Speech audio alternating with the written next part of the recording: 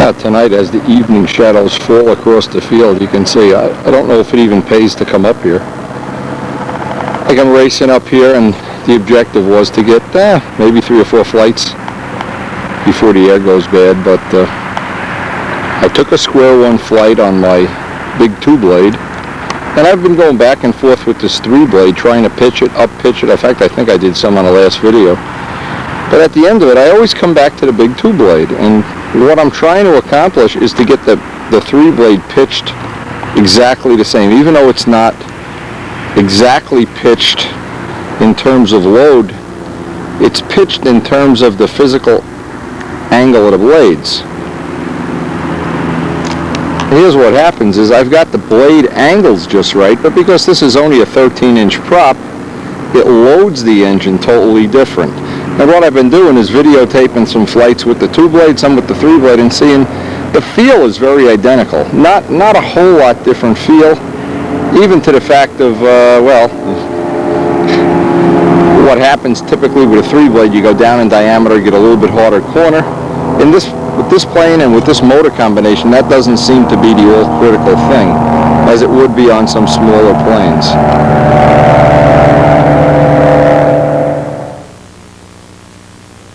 Notice, one of the things we've done is totally give up on the idea of having one of those rubber extensions. I've had it on, off, and it quiets the motor some, but again, it always seems to kill, I shouldn't say the top end power, it just across the board kills enough of the power that I'm just willing to leave it the way it is stock. And one of the things that's nice about 4-cycle motors is almost every part that comes with the motor is ready to use. There's not much left to do or make or whatever. And that's one of the things I like. Now tonight, because I'm only going to get 2 or 3 flights, what I'll try to do is right away get a flight using the prop, everything, the combination from the last session I had. Once I get that established in my mind, that's where I was. And it's hard to do that at this time of the year because in the evening, like right now, it gets downright cold. In the middle of the day, it gets up to maybe 50. This time of the day, it's relatively chilly. But one of the things that's nice about all of the ones that I've tested so far, they seem to have a real wide range of temperature changes, weather changes, and not much changes that needs to be addressed by the pilot. It seems like once you get it right. And another thing that's nice is you can get it right on the test bench. You don't even have to be at the field. But from that point on, it's maybe fine-tuned a click in or a click out or some amount that really doesn't seem to matter much. And I think for an advanced level flyer or a lower skill level flyer, that's a very significant thing.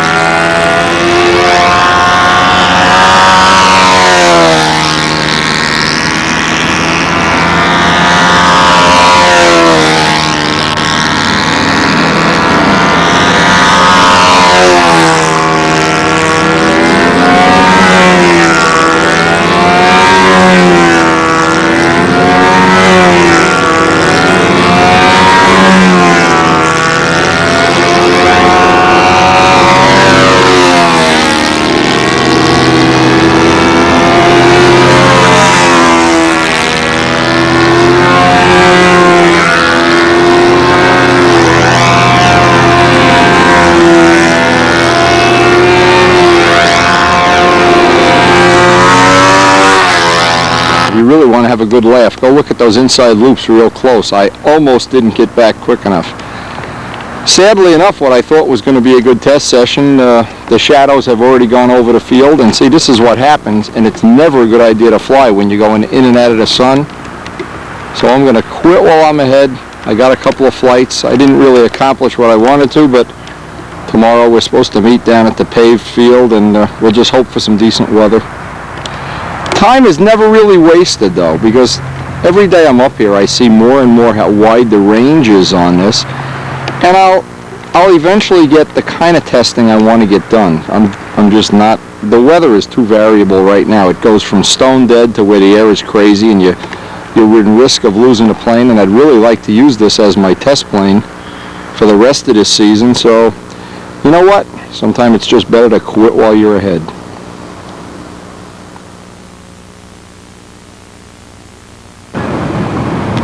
Now we're at the Palisades Park field. And it looks like all the work we did the last couple of days, and we really did some back-breaking work. We have tires on all the barrels now. We have the whole area quadrant off. Really nice. And of course the main thing is we have all our test stuff out here. This is going to be a four-stroking kind of day. We're hoping Bob Zambelli's coming up here. Rich Jacobone's here with his Jet 60. We're really looking forward to a fun day.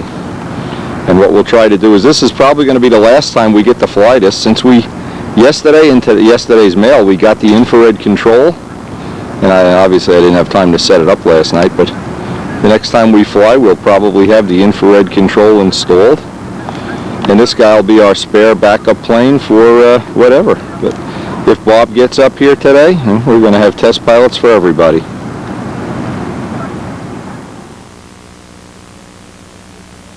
Now this is what's really special about this field. Here you have 4 strokes, tune pipes, Jet 60s, Satos, and Enyas, all flying on the same field. It looks like we're going to have a great day. Bob Zambelli's up here with the Red Baron. We're going to get him to fly all the test ships. We're going to have a hell of a day before this is over. The air is still a little dead. You got to kind of back up. And what we'll do, we're flying in rotation. Everybody's getting a flight on the red plane. He's flying it now. Zambelli's flying it now. Flying tradition. The air is stone dead. That's the only problem. It's going through its own weight. And somebody is running an unmuffled motor here. God, how annoying. Should be against the rules.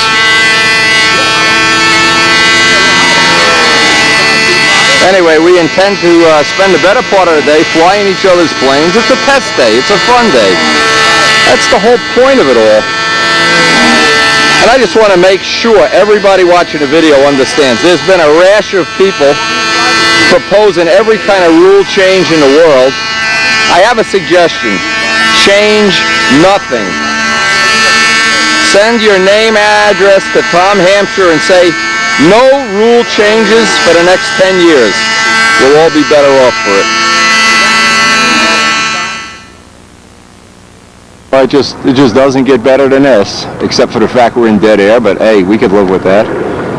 There's obviously some sports events going on in a giant stadium or somewhere. We're not far from here, of course. I remember when Todd Lee used to fly one of these blimps. I think he flew the Budweiser blimp, and he used to wave to us and throw things out the window at us and whatever. Anyway, doesn't get a whole lot nicer than this. I'm sure, though, we are sneaking up on. Haven't seen what happened last week, the weather. I'm just glad last week was the end of the end. Ready to go.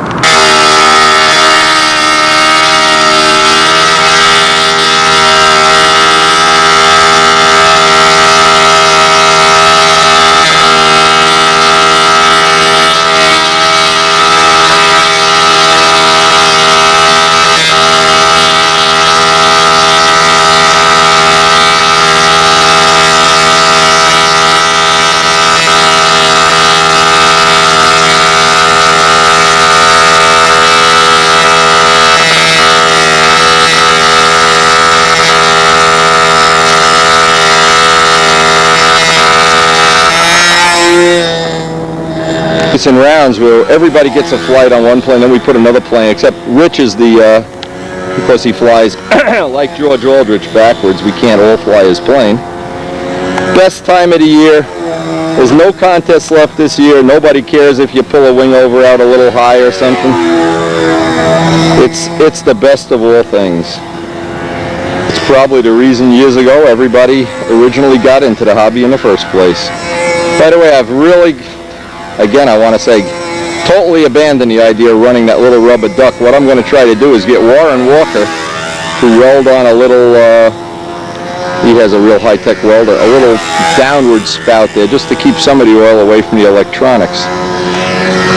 By the way, that plane has all the electronics in it, you know. Which one? The one you just flew? Oh, it is. It's got all, turn it over, I'll show you. Turn it over. Did you got the infrared system? I got the infrared, I just haven't hooked it up yet. I got on. Look at how nice that works. You just flew the plane. I didn't want to tell you it had to say. Now watch. You want to run the plane a little faster? Just dial it in. You want to run a little slower? Yeah, look at that. Now, servo weighs 4 grams. Where's the actual receiver? The batteries are back here. I don't have the receiver on yet. Okay, now that's going to be infrared, not radio, right? Infrared, yeah. The first test is infrared. Second one is, I got Fred Cronwell. I just need a servo driver. And I'm going to try flying with those lines before I even set it up. The insulated line. Fred emailed me and said they have flown the pattern, but it's a handicap. But it may not be on a plane this powerful. About 3,000 to 4,000 in diameter, I think. They're 027s, but you know what? You only need one. And the other thing is on a smaller plane. Let's say on a Magnum, it might be a hand. On a plane this big, I don't think it is a handicap. You're going to have costs. But we'll find out. Did you ever see the big Flight Streak fly? This is the kind of day it is. Feel like we're in Anaheim here. But we need some girls in bikinis instead of grease balls running around here. What a day. What is in this one now? Sato 30. Sato 30. Sato. Sato 30. It's got nice valve covers. Isn't that pretty? Yeah. And the engine's fairly new. It's got some time on it. Need some time? Yeah. Sounds neat.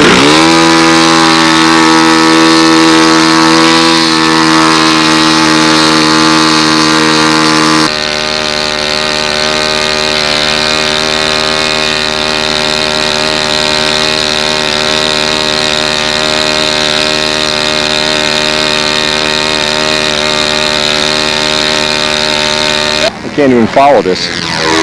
Anyway, this is a Sato 30 in a Mustang that Bob modified to, I'm kind of having a problem with the sun here.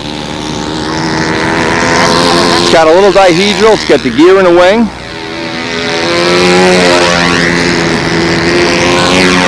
I have to look to see if, I think he has the carburetor just wired open, even though some of the times he's used Venturis.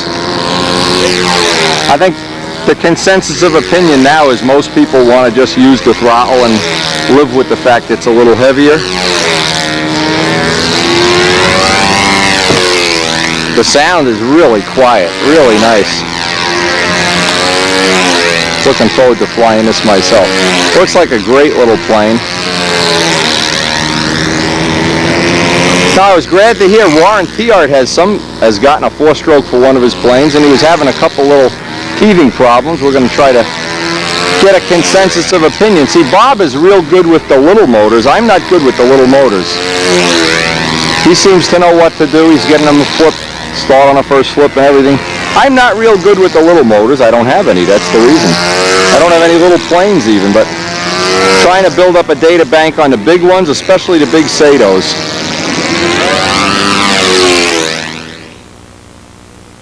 Part of the whole day, Kajeski buys score. They gave you the tray? What they said to me in ShopRite, they say, listen, these trays are not supposed to use this floor. Do you promise to bring it back? I promise. Ah, on your father's grave. Too bad he's not dead. Your father's probably rolling over in his grave right now. Something worth mentioning. Remember that one time we bought tower spinners? Yeah. Now, what happens, the screws, because there's no blind nuts in a tower spinner, the Dubro ones have blind nuts. Right. They're sturdy. They use a machine screw. What happens, these have kind of wood screws, and they pop off, and I would say right now I'm going to abandon all tower spinners. Yeah. And we'll fly the rest of the day without a spinner. It's not worth the weight savings. No. you break that one screw, and then there's only two pins. Yeah. The Dubro spinner has 4 pins, so. And I'd like to ultimately get some aluminum spinners that, you know, more traditional. They do, yeah.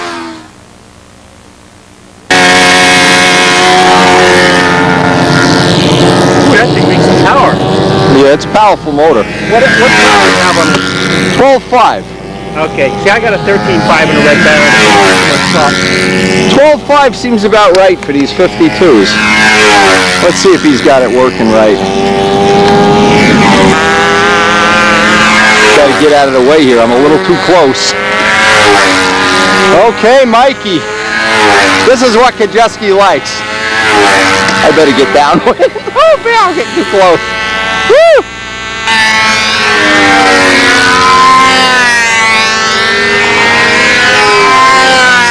Now, luckily, Don Dixon has called me and told me he will be here. Look at this, I can't even find the plane. He will be here to reclaim his plane before Christmas. Well, Don, we're charging you by the day to store it. But while we're storing it, we're going to fly it too. This is Don Dixon's Max 52 here. The tower spinners did not last. They did not stand the test of time.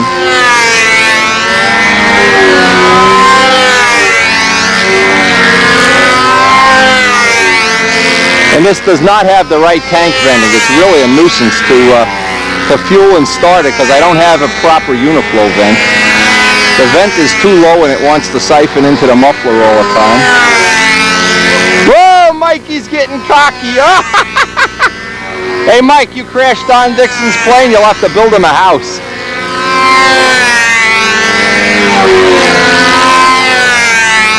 Uncle Mikey. I don't know. Don, I have to tell you, Maggie, if you're watching the video, I don't know what he's doing here. He's getting scary with your plane. And he was doing that. There's a flock of geese flying over. Geese! Geese! Geese! Geese! Blimps! Blimps! Jeez. Okay. Can't have any fun here. That's the plane. This is not the greatest footage of the world, but anyway, we have a whole contingency of 4 strokes here. We're all trying to learn from each other. We're all trying to help each other. And keep it non-political. Keep it fun. Keep it what we came to modeling for originally. More fun, less politics. Less rules, less politics. What do you think? He almost hit that goose. He had my full attention. My goose, my goose. Ah, he likes tradition better. Don Dixon, Don, you better come get the plane. I think Mike's getting too dangerous with it. Don Dixon, come get your plane. They're all crashing on you. It's just a 4-stroking kind of day here. Tune pipes, 4 strokes, all making love in the pits. Just doesn't get any friendlier than this. Now, as we pick up Mike's flight, the last flight, one of the things we're getting feedback from people over and over and over is they fly basically the same plane with a 52 and with a 72, and they all seem to like the 72, and I'm not sure what the reason is. It's just a bigger engine, possibly. Yeah, you want to beware of those tower spinners. They would not be my first choice. I'd much rather, if you're going to go plastic, go with the Dubro. In the field to show you the work we've done to get this quadrant off has been quite a bit of work. But it seems to be working. We have a lot of people in the parking lot doing their driving school thing and rollerblading and whatever else they're doing. And this seems to work about as good. We just parked the cars. Don't know if this is an idea you can use anyplace else, but we've kind of got it blocked off in such a way that people don't tend to just drive in here. Remember, there's a lot of people, the Korean population here, they really don't speak English. They don't understand what we're doing, so we want to make it as easy for them to figure out. You don't drive out here. Uncle Mikey and his 4-stroke. Peeps would be so proud. Nobody likes the show. Ah, watch him break the prop. Look at, there goes my last prop. Oh my God, he's not going to break the prop. Funny thing with the four-strokes, they always seem to, every flight that stops at a different spot. I took a little bit off that vertical tail there. Oh. Yeah, nice flight, Mike. Glad we got that one on video.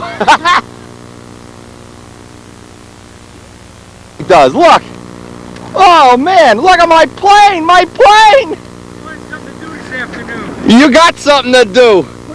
He took it off. What'd you do, that on outside square? Yeah, no, outside. On a wing over? On a wing over. Reverse wing over. Oh man, I hate show-offs. I ran out of power. Peeps is gonna get you when you get home, baby. Peeps is gonna get you. This is still the Enya 53. How much fuel? 3.5? 3.5 ounces. 3.5 ounces of fuel. A 12.6 prop. Which You're means trying a 12.6, okay. When Mike flew it, what did it have on it, 13? 13.5. Try that 12.5 too, that's a good I prop. didn't have one. I was going to try. I have. Mike, give him a launch, I want to go downwind. Give him a launch.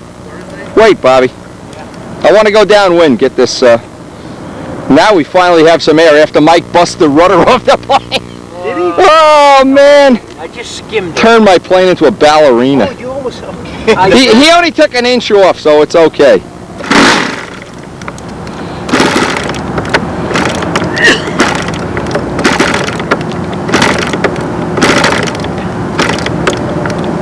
Starter. The starter's over there, Bob. Just take the starter. Never used it. Learn something every day. Amazing. Yeah!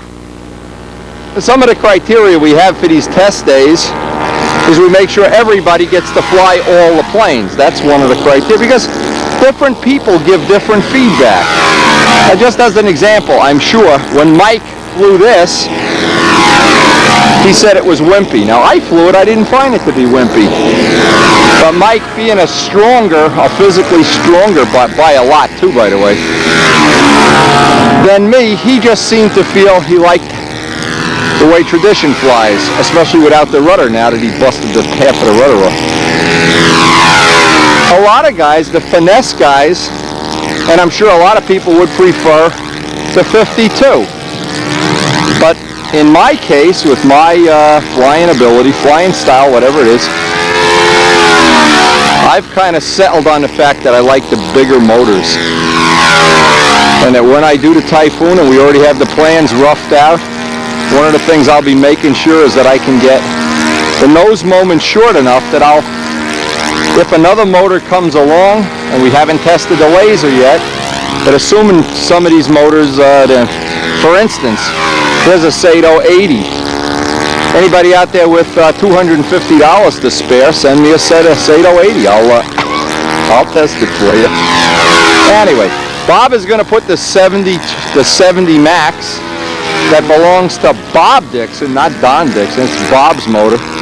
In this, and the next time we see it, maybe we'll have we can do a test comparison of the both of them. But a lot of it is personal choice. Now we've just gotten to the point in the day where the wind has started to kick up. We've had about 5 really good hours, but it's starting to get bumpy now.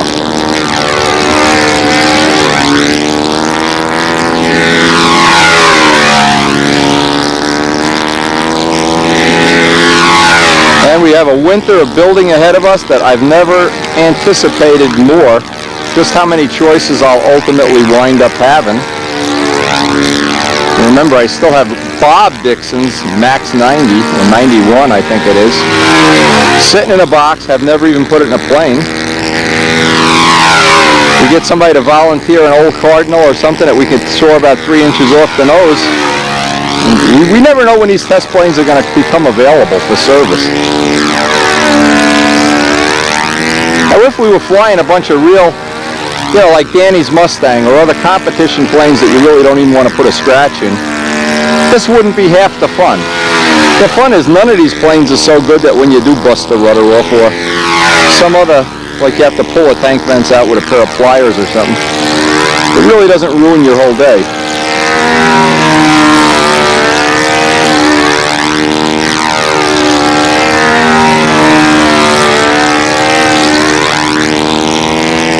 Oh another example is when Mike flew the Yellow Cardinal. Mike thought it was too touchy. When I fly it, it doesn't seem that touchy at all. And other people that have flown it, Mike's the first one that said it was touchy. But again, each person has a different set of hand-eye coordinations to work with and live with. And you never know when somebody's going to like shoes. Just put on a pair of Nikes and say, wow, I like them. You never know. And it was the same in the world of motorcycles. A Ducati, for instance, a friend of ours that had a Ducati. Whoa! A friend of ours that had a Ducati. He would ride the Ducati and he'd say, oh, those Suzukis, what trash. Years later, he bought a Suzuki. And now the Ducatis are trash. So I don't know. Everybody has personal tastes that come into it.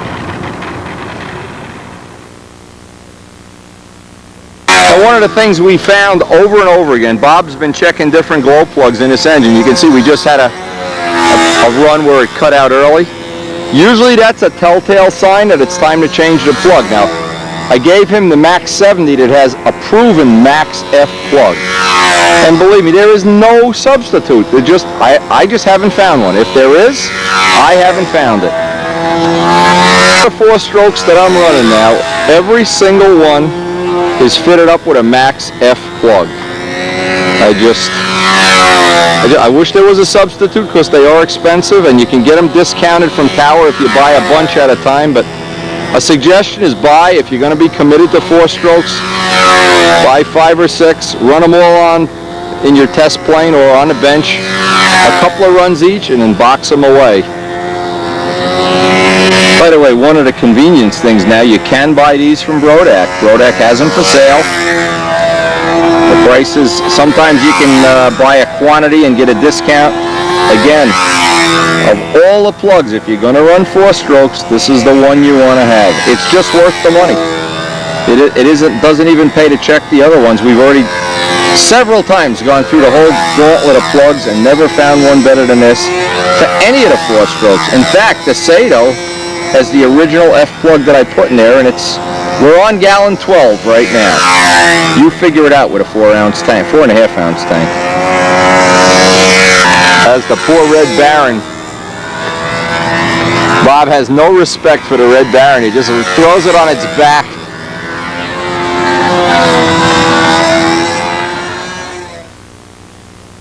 I just bought a Sato 72 from Ken Clapson in Alberta.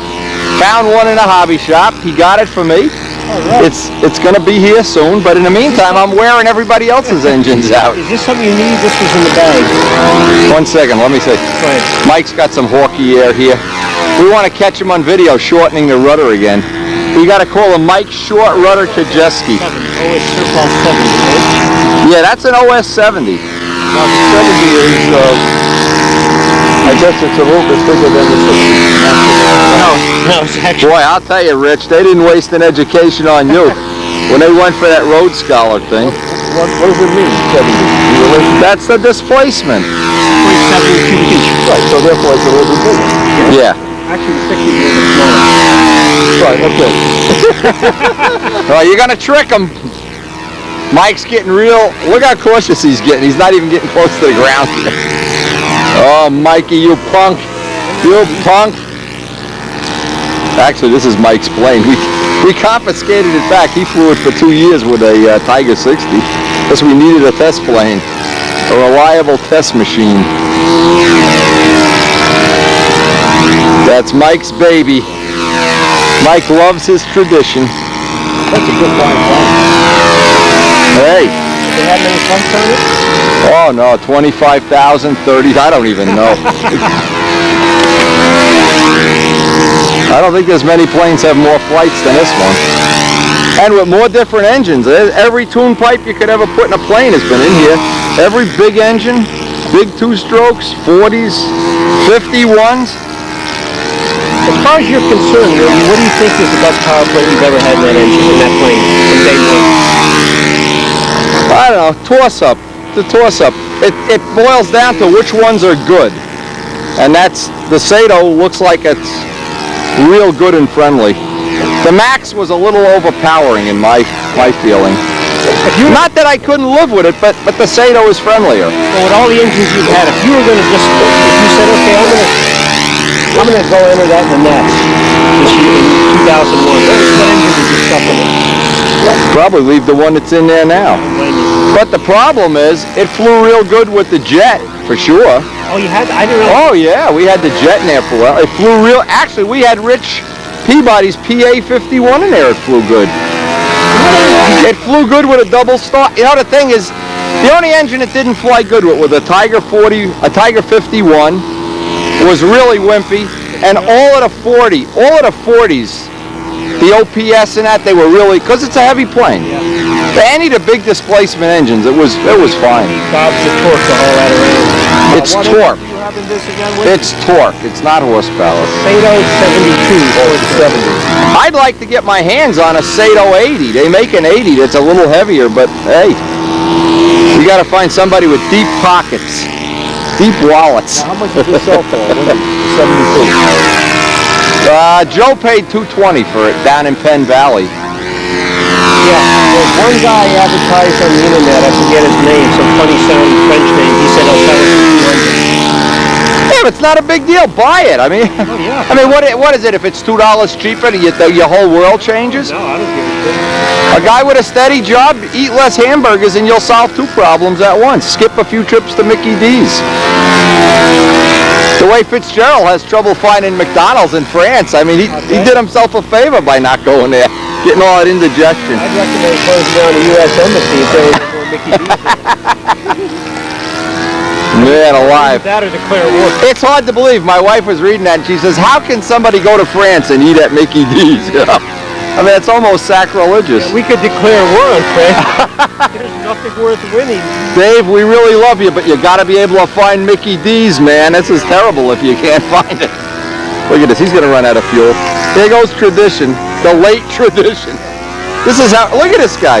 Yeah, show off. That's a good one. It's all set to drop into a plane, Yeah, too. it's a great one. That's ready. Boys, that got a lot of, that's got probably legit 12 gallons, 12, 13 gallons. So you figure, what, 30 flights a gallon, roughly? Yeah. 30 flights a gallon. It's got more than 300 flights on And it. there's no sign of performance degrading? No, nothing. I never even had the valve cover off That's incredible. because they don't give you tools with the motor. This one comes without tools, so I figure I'll take the valve cover off when it stops running. So far, it doesn't even have oil spurted all over it. I mean, it's dry as a bone. There's nothing caked on it. No, there's nothing. Nothing. It's fine. And now this is the engine you got to rebuild. That nonsense that you have to rebuild these. Oh man, whoever said that? Let me tell you something. Whoever said you got to rebuild 4-strokes every 40 flights is lying. They're lying to you guys. A company would be out of business in 10. You know what it costs to tool up to make a motor? About $80,000. Whoever built Now, that. would you invest $80,000 and at the end of it you had a motor that every 40 Nobody flight would buy? No. Yeah, you'd be out of business so quick it'd be unbelievable. In the fraternity of model aviation. There's no way that. What plug was in there before? Fox? No, it was a Mac with a lot of time on it. With a lot of time. Okay, but what? Now say that again, because when the plug element turned white. Yeah, I found that when the plug, you compare a new plug and a well-used one. Okay. You'll see that on the well-used one, the element actually looks like a piece of white metal instead of silver. Okay. And it seems like when it has that white appearance. That's when it gets touchy to the needle. The first test is it's touchy to the needle. Yeah, you'll see it, and the interesting thing is the plane appears to be running rich, when in reality it's just missing. Exactly. Yeah, it's just missing because the plugs get. It's doing a 4/8 break. Now I had one of them. I only went through one max plug.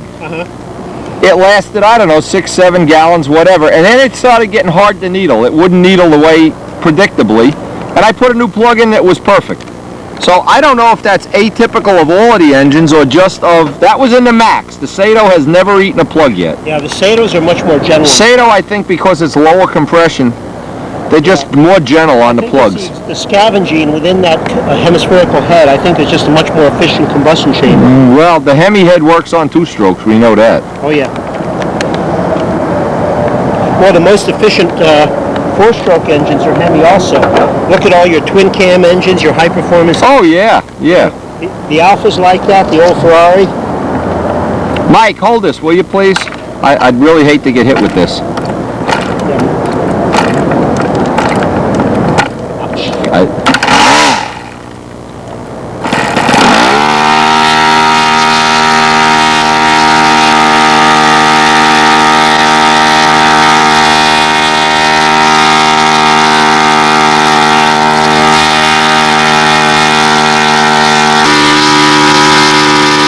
More plug tips, well worth eating. Yeah, that information about the plugs, that is one thing. If you're buying your first 4-stroke, you kind of got to get used to the fact that you can't use these $1.50 glow plugs. Well, possibly you could under some conditions, but we're looking for, well, relatively high quality motor runs. I guess that isn't going to be one of the things we got to trade off. We're trying to figure out which is the oldest plane here. It's not the Red Baron. It is Tradition Wins the I'm an Old Man contest today.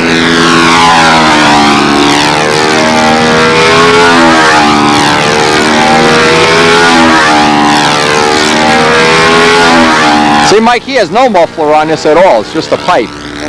Yeah, there's no muffler at all. I don't know if there was a purpose for that, but it runs it wide open.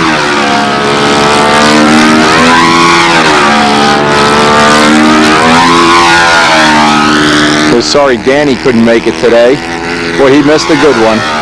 He's coming up tomorrow, but tomorrow I won't be here. I have family obligations. We have to take all the stuff. When Mike put the roof on the house, about half of the junk is still laying on the floor up there in Karen's personal closet. He wiped out half of her wardrobe with nails and staples. We'll blame Dennis for that. I think Dennis should take the blame for that. And Rich has gone to get us lunch. Now this is an all-time first. For Rich Jacobone, usually his arms get short and his pockets get long. Over there, walking.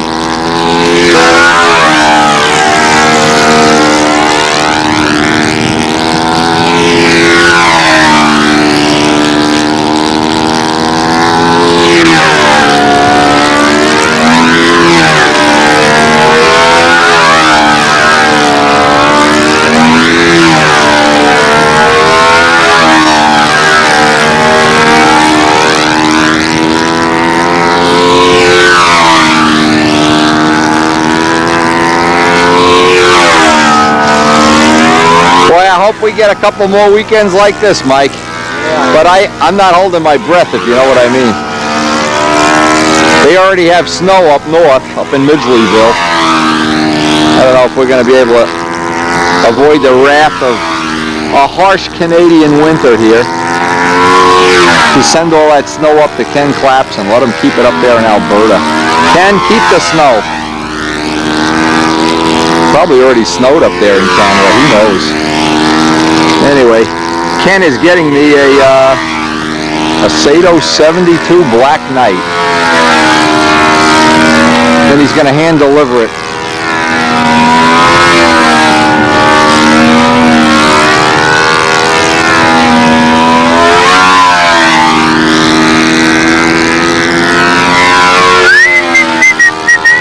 Yeah, poor Dave. Fitzgerald, man, we love you, but you got to be able to find Mickey D's. That is, when you live in the Northeast, you got to be able to find Mickey. I love that column. Well, he's going to shut off stuff. You better put some more fuel in it, Zambelli. Fill the tank, fill the tank, fill the tank. Now this is one of the rare events in stunt history. Rich Jacobone breaks a prop on takeoff and inadvertently blames the launcher. Now when he goes to the dentist with a toothache, I wonder if he blames the dentist for having a toothache. Since when do you launch a plane with the stabilizer? Oh, come on! Let's see. Anybody that flies this way has got... Randy needs the money. Bust a few more props. Come on, be a man. At least when you break a rev up, at least you don't hear this harassment. You only busted $50 worth of props today, Rich. You got the money. Yeah, thanks to Mike. I only busted $50. Thanks to you. I don't know. Mike doesn't look guilty. I'll ask Peeps when I get home. Peeps will stand by me. Peeps will... straight props, but he broke your rudder. Well, we know he broke the rudder. He can't deny that. We'll see this takeoff. This will be on tape, Rich. You pull a tail up this flight. We're going to use this as jury evidence, forensic evidence. No. Yes.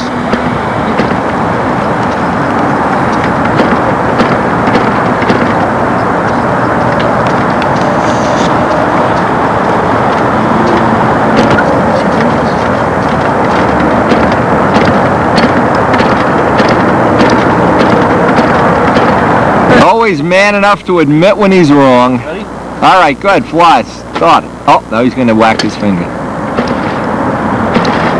Oh boy, embarrassing moments in the world of stunt. First he breaks his good prop. Why, Randy, every time you fly, Randy, here's the cash register ring, baby. Brian Ethan's getting richer by the minute here. Yeah, it wasn't too loaded up. Not too loaded up, all right?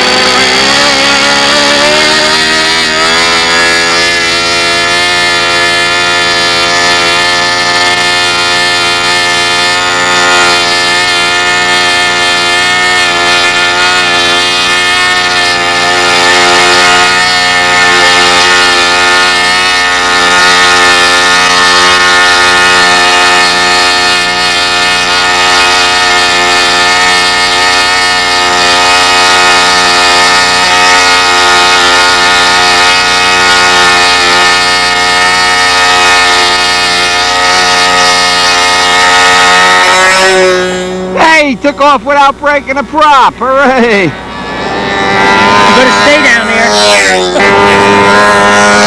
He's being cute. He's trying to buzz me while I'm on the ground. Well, we'll get even with him. Oh, real funny, Rich. Real funny. Real funny, Rich. I think it's hilarious. Look at this stance, how he stands. Look at this, Mike.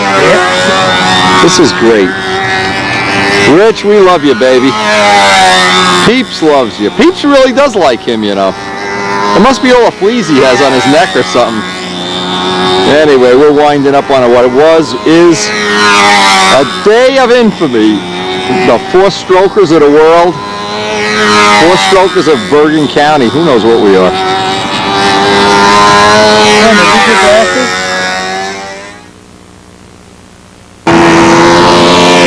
As nightfall comes upon us, we have been here the whole day. We have learned. Zambelli learned about the four-stroke plugs. Mike learned where the wing over pullout is relative to the rudder. Lindy learned you just can't win every time. And we have flown all of the planes, all of the time, had a great time. It just doesn't get a whole lot better than this. Yeah, you'll find out where the wind is before the day's over. Actually, as it's getting dark here, it's getting a lot colder. Tomorrow is supposed to be freezing. Be below zero, below freezing, whatever. So we really, very unusual that I stay this late in the day, but I thought we just wanted to burn up, and we're more than halfway through gallon 12. I just keep thinking about somebody would think you could make a motor that, it's unbelievable, that would last 30 or 40 flights. It's unbelievable. Anyway, enough said. We're basically going to probably maybe get one or two more flights. It is getting dark though. Unfortunately, that is a downside of living in Jersey. It does get dark. And we're already thinking, hey, the infrared system is in, it's at the house. We'll look at that tomorrow. Look at this, Uncle Mikey. Find the wind, Uncle Mikey. Since he took that rudder off, he's a little gun shy.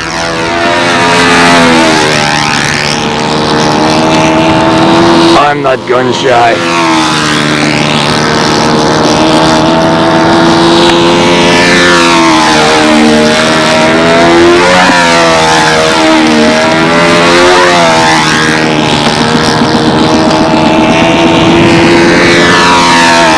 We're going to be heading out of here real soon. Wipe the planes off.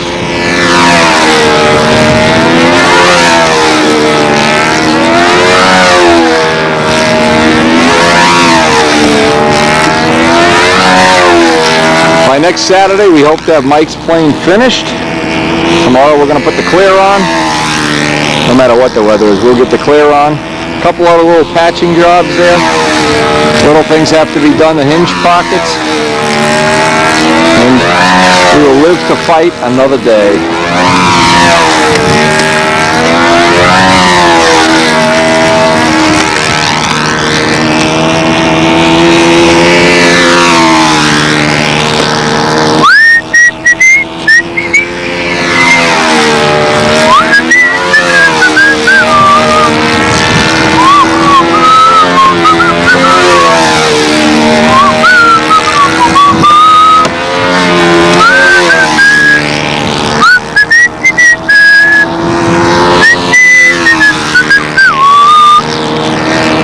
we're getting through some bumpy air here, baby. It is really bumpy up there now.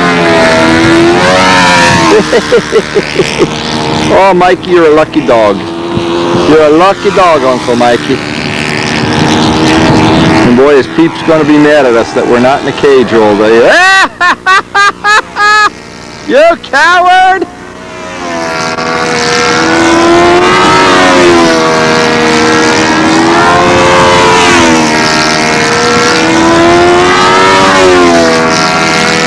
What a coward, what a punk. You like that wind, huh, baby? Actually, it is pretty rough. I shouldn't laugh. This is actually the windiest it's ever been at this field, except for the day Joe was up here and we didn't even take the planes out of the car. A day of infamy.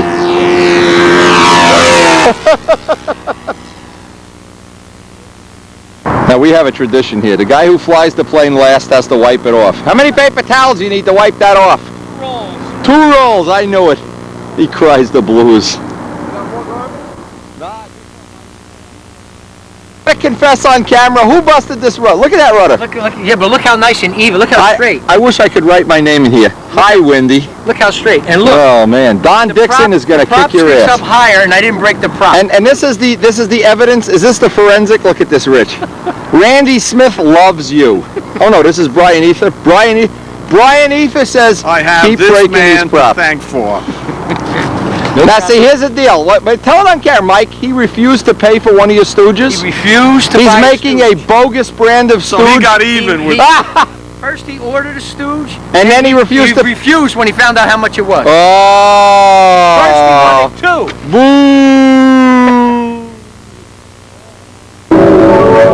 And that's what it's like being windy in the fall. Look at these piles of leaves. And coming home to the great pumpkin thief. That we had to do this morning. This is funny. Look at the pumpkin has bites out of it. This is really funny. We decorate, we try to make the house nice, and the squirrels eat our pumpkin. Anyway, that's what it was like to be Windy when he was in his youth and prime.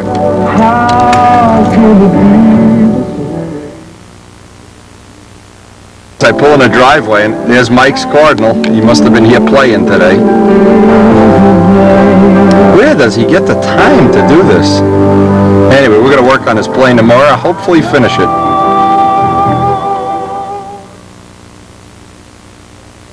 Okay, today, the final day. Mike is so happy. We're going to start putting the clear on. Oh, he is so happy.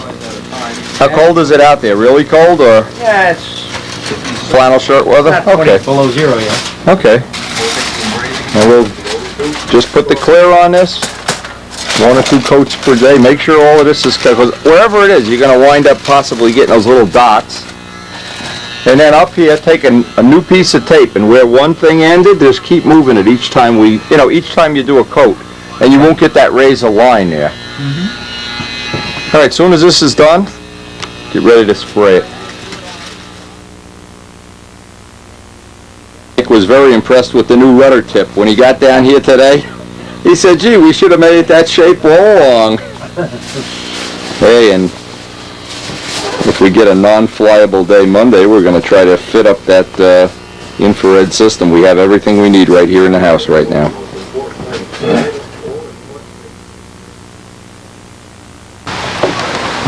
Let's see the shine on that clear, baby. Oh, yeah. I'm telling you, that's really nice. Now, who'd have thunk? How long ago was it? It was only a mere month ago, and Mikey was saying, I love my plane. Look at that. That clear is looking good, baby. All right, once that dries up, we just got to put the flap on, and I think you're in Fat City there, Mr. Kajeski. Yep. I think you're in. Now today, one of the things, and I always like to show this whenever I make one of these up, just to get an idea. This one is for Bill Hummel. Bill Hummel's apparently making some kind of a variant of Miss Ashley, and he wanted a top block. But what I love about this, now just, and every time I do this, I never get to the point where this doesn't impress me. Whoop, there goes the last pin.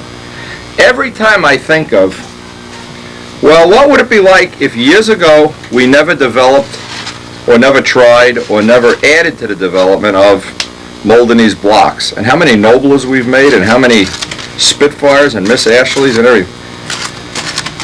Every time I do this, it reinforces in my mind, and no matter who gets the credit for this, whether it's Al Rabe or Frank McMillan, it doesn't even matter.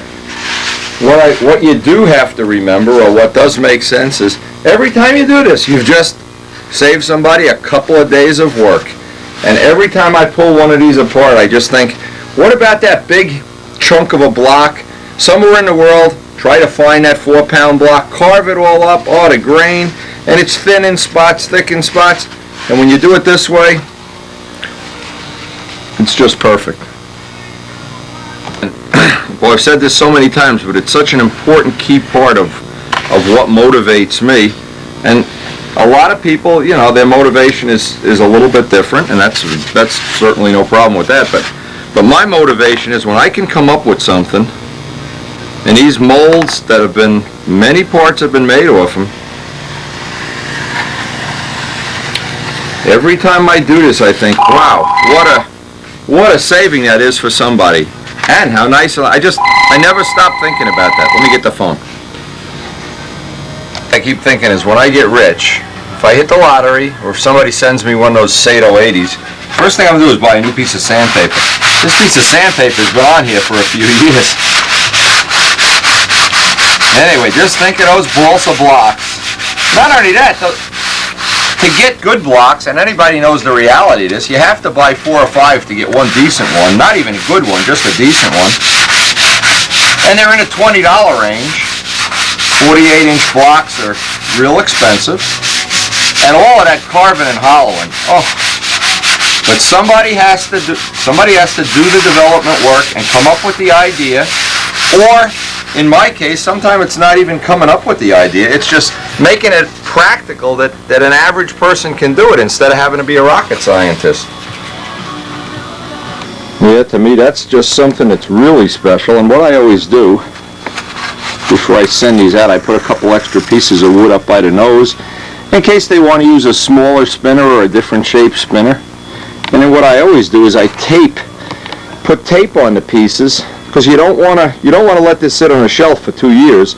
You want to either use it right away or leave the tape on until you use it. That's one of the good tricks of making these. And of course, just think about, here's the block, hey, here's the piece, roughly about less than an hour of work, as opposed to, I don't know, a couple of days, and definitely lighter and stronger. Look at that tape, that just keeps it in shape, right to the very last minute. That's ready to put in a package and send out to Bill, and we hope we're going to get some pictures of his whatever variant of Miss Ashley he's building at this time. I always leave a little note in for the customer. And another thing too, you could always make a little piece, which I've shown on the video, that has little retaining pieces, so you just snap this down into like a little fixture. But this is certainly good enough. This will work, and this will save Bill quite a bit of time and a lot of weight. One other little thought before we get into today's work. If nobody ever came up with this little mold, every person that ever wanted to make a P51 or whatever would basically have to carve this part by hand.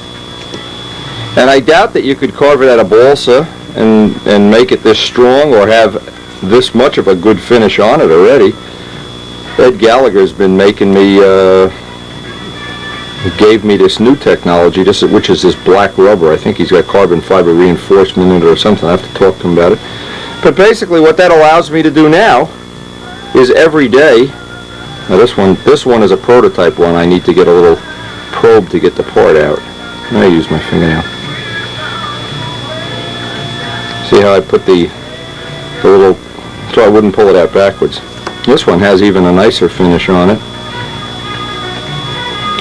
But anyway, imagine having to carve all, this is the whole point, imagine having to carve all these parts every time somebody, Danny or somebody, made a P-51 or anybody, or a Typhoon, and having to go through all that carving and sanding.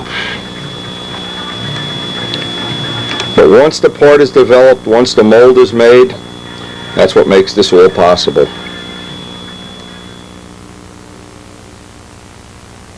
Okay, now, as I said about developing things, and this is something I'm trying to develop right now, any development is going to take time away from your normal modeling. It's going to cost money. There's going to be things you have to discard and throw away along the way.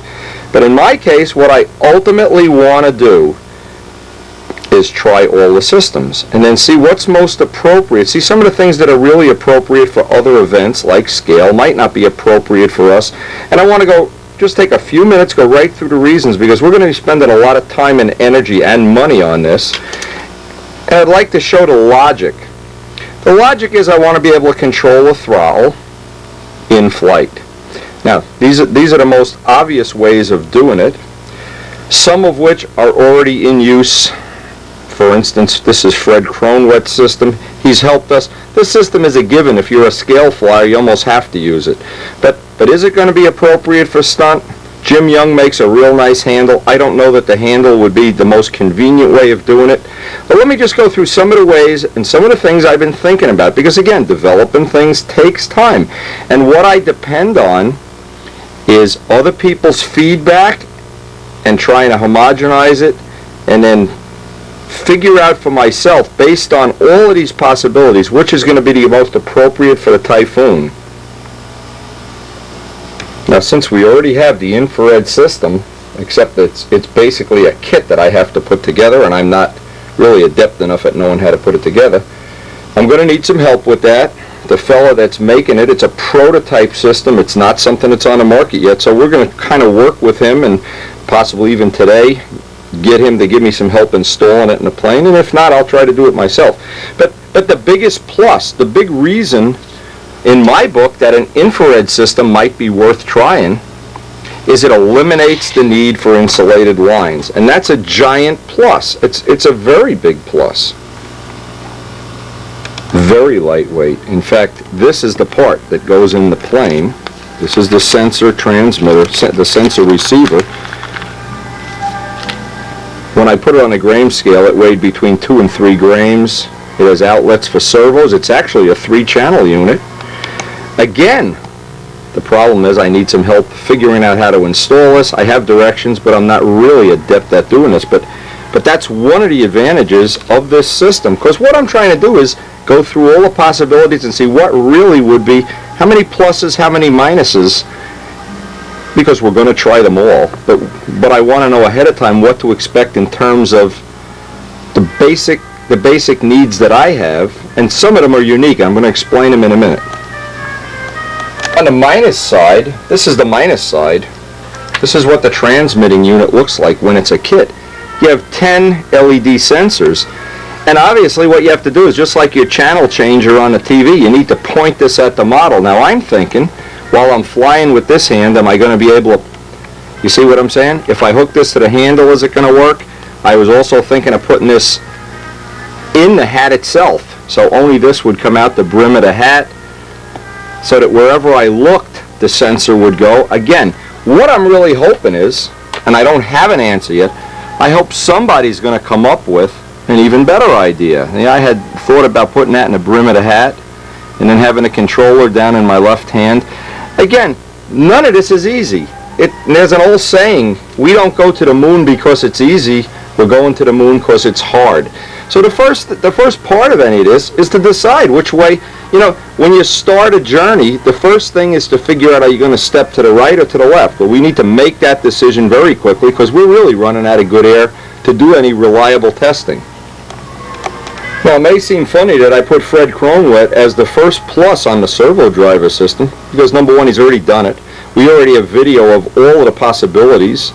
He's very, very helpful. He's kind of a windy guy. I shouldn't say maybe I'm a Fred guy. I don't know. But he's certainly willing to share and pass on all the information that he's learned. So I count him as a big plus. in the infrared system, the person that's developing it really has never done it in controlling, so they can be a lot less of a help than Fred. So Fred becomes a major plus if we go to use that system. Now, a big plus also is the fact that you don't have to aim that. You can have, for instance, you could put the servo driver on your belt, on the handle, wherever it's convenient. Myself, I would like to have nothing on the handle. I want to fly the plane with this hand and have my controller, my thumb wheel, whatever, in this hand. But that's a big plus. So already, you see the way the deck is starting to be stacked? The problem is there's a giant minus to this. The minus is that you need at least one insulated line, and if you decide that would be 018, that means you need an 018 line. The insulated line becomes an 027. And that really, I mean, I don't have the wire in hand yet, but I've seen Dan Vanjock fly the big flight streak. The lines are just unbelievable. Now, the other part of this that might translate into a plus is if somebody like Noel Drindak or Warren Walker or somebody that's very good at finding these odd things can find an 014 solid line that's insulated. If that becomes possible, that would eliminate, then the insulated line would really only be about 021. That would eliminate one of the minuses and add a plus to this side of the equation. But right now, what I feel is I could, even within the limits of my trim, I could retrim a plane to use these heavy lines. I could just physically make a larger aeroplane, a bigger plane that would have more tension. I'd really like not to do that. I like to keep the Typhoon a standard size so that everything is relevant, everything looks right in the pattern. Or I would have to use, and this becomes one of the minuses, shorter lines. Because at some point, even if you use anchor chain, if you make it short enough, it won't be a factor. So we have the pluses and minuses, pluses and minuses. The system, and this is the Dave Cook system. Dave, I don't know what point he's at with this. This is his brainchild, and he expressed this to me up at his contest. So we'll give Dave Cook the full credit for this system. It's using the ground frequencies, and what Dave has done is immediately called the AMA and got approval to do it from the president of the AMA, Dave Brown. So the fact that we have his okay, or his approval, and that there's no rule against it, means we can use ground frequency. Now the things that opens the door to is, first off, the big plus, the lines, no insulated lines. The cost is relatively inexpensive because ground frequency setups are probably in the $60 to $70 range, the ones we would need. I don't know about the weight because I don't have one. The weight of the transmitter and receiver, especially the receiver, again, I don't know. The infrared system is so light that it doesn't even pay to count it. Servo driver system is less than 2 ounces. This is an unknown at this time. But the biggest one is you don't need insulated lines. Now there's other possibilities, and several people on the internet have given me ideas. They've had ideas of using just a plain third wire that's hooked to like a bell crank and a spring arrangement, like I guess old Navy carriers. Again, the fact that you need an extra line really makes this not a good choice in my book. But we also have the possibility that somebody will come along with something even better. But right now, the way this stacks up, you can see we have almost a three-way tie. So what I'm going to do is, now I don't have the lines to test this system, and I don't have the receiver and transmitter, but I do have everything except for the fact I have to put it together and install it. I do have everything to test the infrared system and to come up with some kind of gizmo here and to give this a try. But if you understand this logic, it'll make sense what we're trying to do. Now again, this is my thought. This is my dream, of course. But if you don't dream, then it guarantees you're never going to do it. Now maybe I'll never be able to get any of this working. But in the worst of all worlds, none of this works. It all comes out of the plane the week before the Nats. You shelf it, and that's the end of it. You fly a plane, and you're no better or no worse than the guy who has it no chance at all of getting any of this. Point is, I would love to have, and I just run through a typical Typhoon stunt pattern. Model is sitting here at idle. You get to the handle. Your launch guy walks away. You raise the throttle, pick the tail wheel up, and make a realistic takeoff. I don't know that that's going to get you any points, because probably somebody, knowing our event as I do, is going to moan and groan and, oh no, it looks more realistic if you let the model go and it goes 1,000,000 miles an hour. But I'd love to try it, and the truth is I'm in a position where I don't care what they think. I don't really care at this point. I just want to do it. Wing over. I'd love to be able to come into the wing over real slow. Right here, hit full throttle. Right at the top, put it at full idle and just let it drop as slow as it would. Now what I've done to test this possibility is I've purposely closed the throttle on the Sato, like 2/3 closed, just so I could whip it over this part of the wing over to see how it would be. This part of the wing over with the throttle 2/3 closed, you almost can't miss this corner. I mean, you almost have to try to miss, and the pull out is so realistic and smooth, it's unbelievable. Now I also would like to go into the loops with the throttle wide open right here, and right about here shut the throttle. Right here open it up the way a real aerobatic plane, a Sequoia. They don't run the throttle wide open all the time. It's changing according to the load on the plane. Inverted flight, maybe I'd like to do some 9-0 laps, 10-0 laps. And of course the reverse of this. Now, you're already thinking, and I know you're thinking, wow, if this ever worked, wow, you would add a new dimension to it would be 1,000 times more realistic than what the stunt pattern looks like now, if things are just racing around and speeding up. Squares. Wouldn't it be nice if right here you could hit full throttle with your left hand, you could control this without ever touching the handle, let it run full throttle, right here, drop that throttle back. And again, I've been trying some of these things right here on the outside square. I'd love to cut the throttle. And wouldn't you love sometimes when the wind is blowing and the plane starts, as it does, and it doesn't matter what motor you have, every motor whips up some. Right about when it starts going too fast, just say, oh, sorry, and throttle it back. Would that be worth carrying around 2 ounces of hardware? Triangles, full throttle, cut it back. I know you're already thinking, wow, if he ever gets this working, this will really be cool. I know it, because it will be cool. Whether it'll ever translate into points, I think the way our event is, it probably won't, because there'll always be somebody who has a negative thing and says, oh no, da-da-da-da-da. And it won't translate into an instant points on the board. But what it will do is show people that something like this is possible.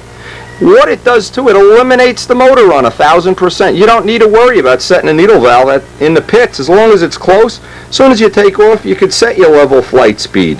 See, part of that is you'd need to have an engine with a throttle, which all the 4-strokes seem to run the best with the throttle. And you need to have an engine that's bigger than the one that belongs in the plane, because you're going to be running it at partial throttle most of the time.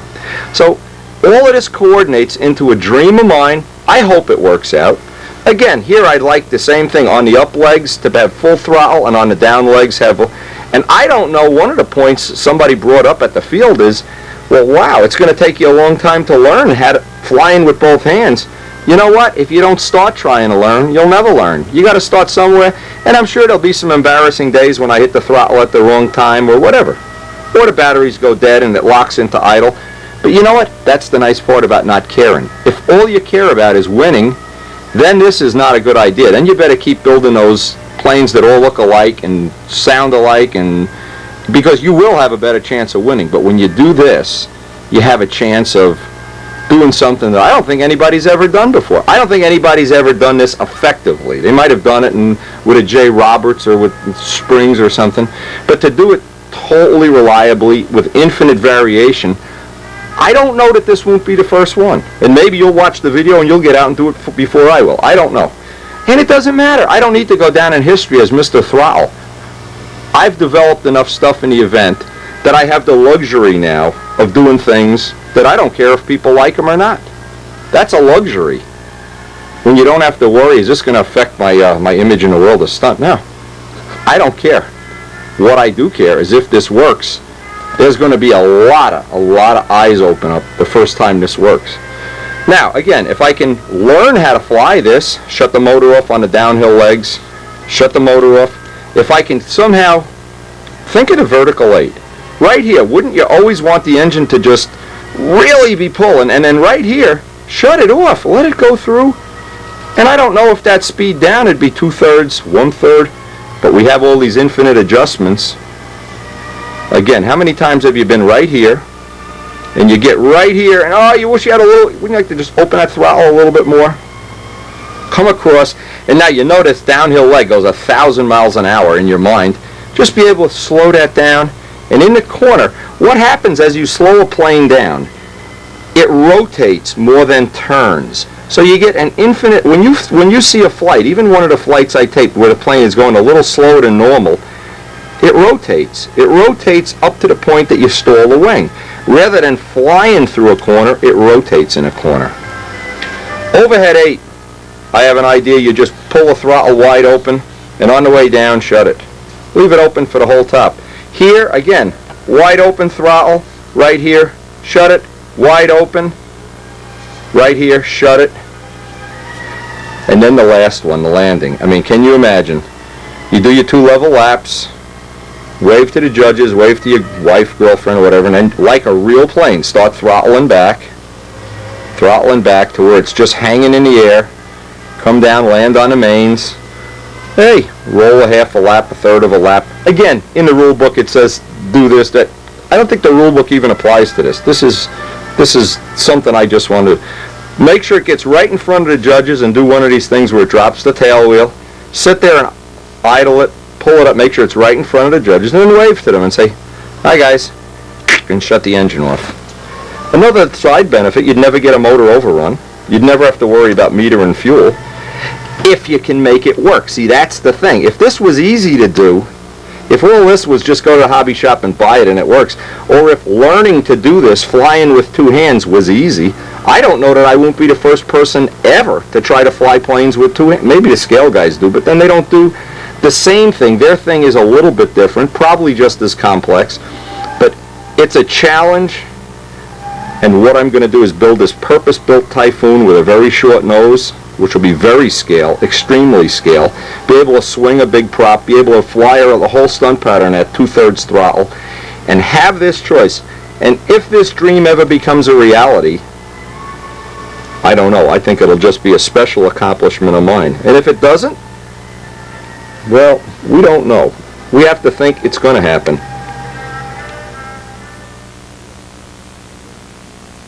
Like everything I do, I don't believe being a one-man band is the answer. If you really want to develop things, you need to take advantage of the best knowledge possible.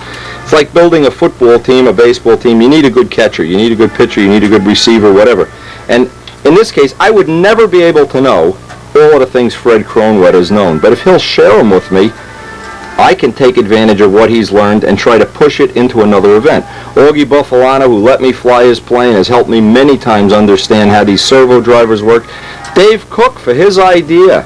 If Dave Cook can figure out all the ground frequency things and get, I'm sure he will. I'm sure he might already have beaten me to the punch.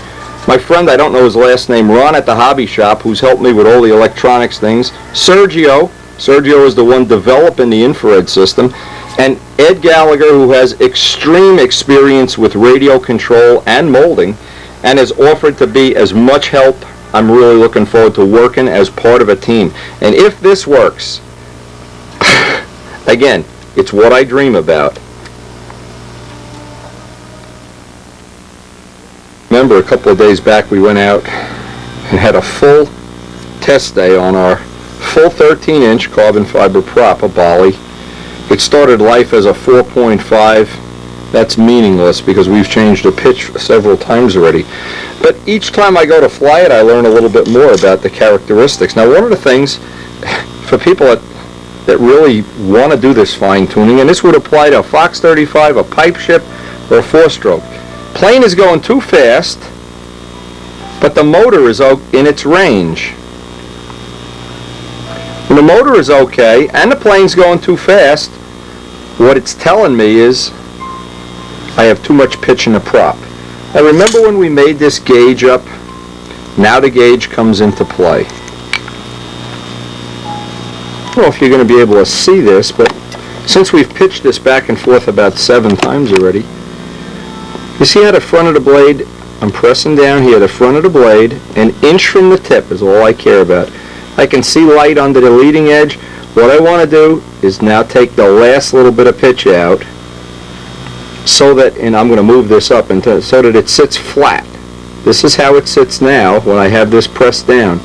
Taking that last little bit of pitch out, and I'll do this off camera, we've done this enough times. Boiling water 5 seconds, use an oven mitt until I get all the blades to sit down like that. Now, just as a matter of reference, sometimes you get one blade that's a lot higher up than the others. That one doesn't look too bad. One of them has more memory than the others. But what I really can do then, now if that, I'm going to hold that up, if that is still too much, then I'll start looking for a little bit of light. You see that light under the back? If that's too slow, I go back to flat. So I have 3 conditions: too much pitch, what we think would probably be right, or we hope is going to be right, and a little bit slower. And we just do that using our little gauge. You can see how many times I've already changed it already.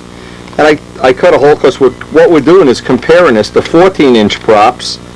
The rev ups, we use that hole. 13-inch props, we use this hole. And we're not really going to use anything less than 13 inches that I can see. And you can see each time you change it, you can just add that little sliver. In other words, if you were using a piece of plywood, it costs no money to make these gauges. You get the prop set perfect and then make your little trim up, a little trim down. And I know that there may be some counterpoint to this, but I feel it's this last inch of the prop that does 90% of the work. I'm really only concerned with this. The rest of this is, you can spend all day doing that. But you change the pitch out here, and you get a dramatic change instantly. And the opposite of that is true. Think of it as gears in your car. You're in 3rd gear, you want to go to 4th. You're in 4th gear, you want to go to 3rd. Keep track of it, make the pitch gauge. You'll find it's very easy to do. It's very repeatable. And the only thing that comes into it, some props, not all, some props tend to have a lot of memory, some have very little. A month later, you want to check the pitch either way. If you roll that pitch in,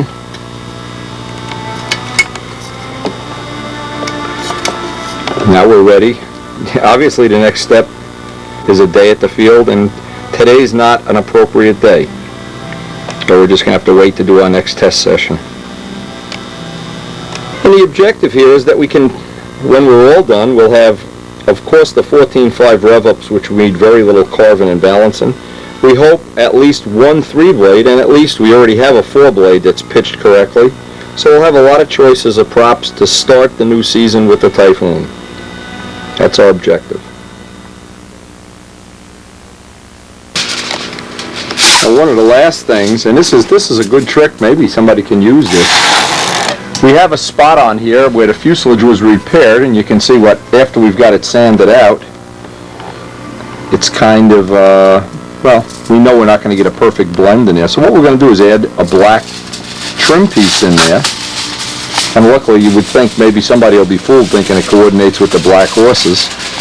So while Mike backmasks it up, then we'll sand this all out, trying to get one job ready for the next. And then we just need to put the hinges in, and this guy will be ready. You sure you don't want Peeps to help you? No, let him stay there. Okay, leave him in the cage. Let him You hear that, Peeps? Oh man, he's not going to like that.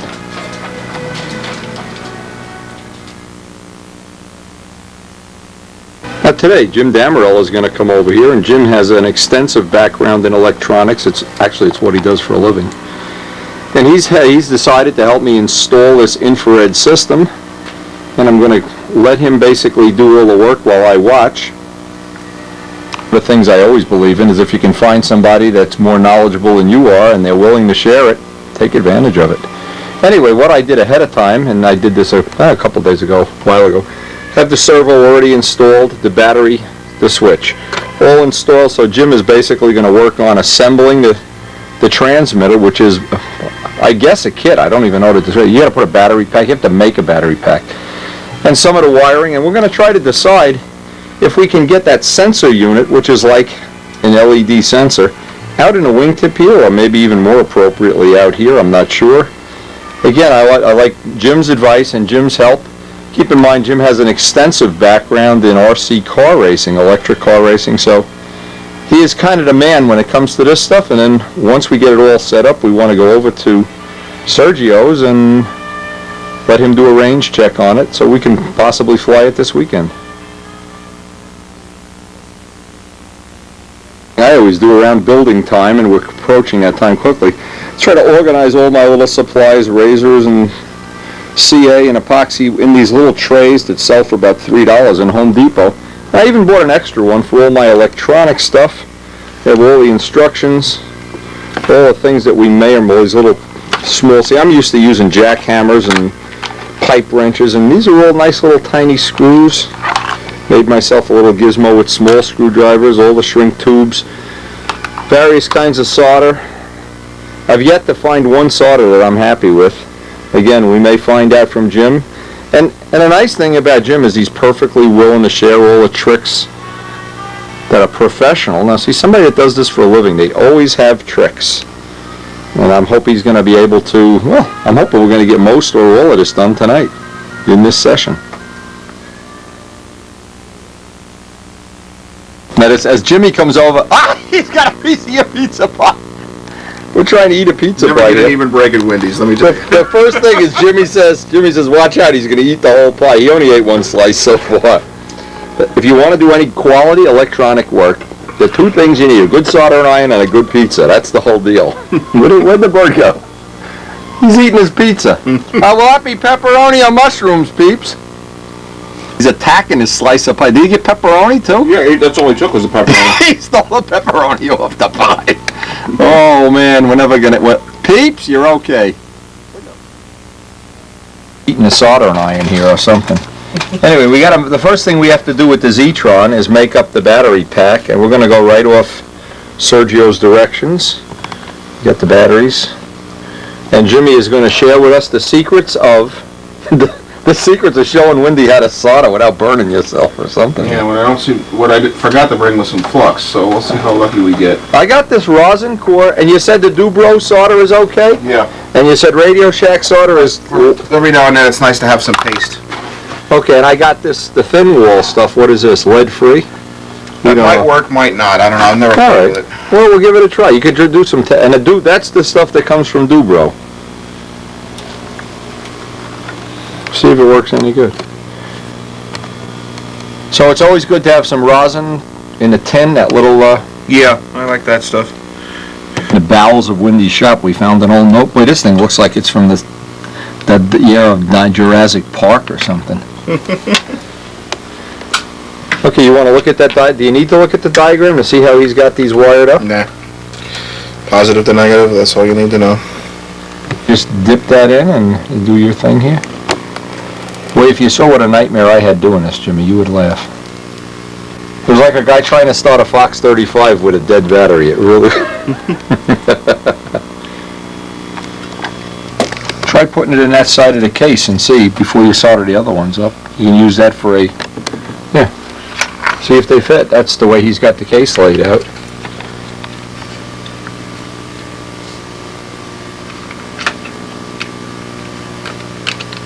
Those are exactly the batteries it calls for in the instructions. So you would think they're going to have a good chance of fitting. They're not because of... Something in the way? Yeah. I don't need the gimbal, by the way. The gimbals, we can even take that stick right off. No, that's the charge jack's got just sticking out, but I think we could do something with that. First problem we ran into was that the batteries, no way on earth do they fit in the case the way it's shown here. So we're going to kind of improvise. Jimmy's going to make an external battery that goes on the bottom. And as can happen in electronics, what looks good on pencil and paper is, well, Shit happens. yeah. Well, sorry. It could be that what he's showing, some of these other batteries are a little bit small, and we got the ones that are just a little too big. But Jimmy basically worked on this about 6 times. Now this is a nice little tip. He's CA and the batteries together. I didn't do that, by the way. Well, I did it the other way. end to end. You know, it keeps the pack from flexing so the joints don't break. The other way, the batteries are holding together by the solder joints. We've made it bigger. We've had to reinvent the wheel here because the batteries that we have didn't fit in as they were shown, but Jimmy improvised a great a charging jack and a battery pack that fits into a little recess on the bottom for right now, so that we'll be able to test this. Work, James.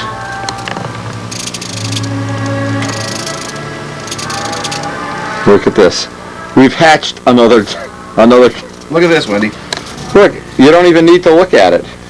This isn't radio, folks. This is LED. Turn it totally away from you so your ass is in the way. It's like your TV remote. It's an infrared. Infrared. It fills the airwaves with infrared. And your bird's turning around on the perch. Is this amazing? See if you can go into the bathroom and shut the door and make it work. Okay, it stopped. You just lost contact. Oh, you got contact. I can't even see. It's not line of sight, I guess. I had it pointed into the bathroom. Well, there's probably mirrors there, that's why. No. Absolutely amazing. I'm in the laundry room now. Is it still working? No. Okay, It's working now. You're going around a 90-degree corner. You probably could put that thing in your back pocket and it would work. Just crazy. He's making me crazy. All right, Sato man. Now let's see if we can figure out how to get this in the plane. This is the receiver. Look, keep making it work. Look, here's the receiver. I'm pointing the receiver directly away from you. The receiver's facing me now.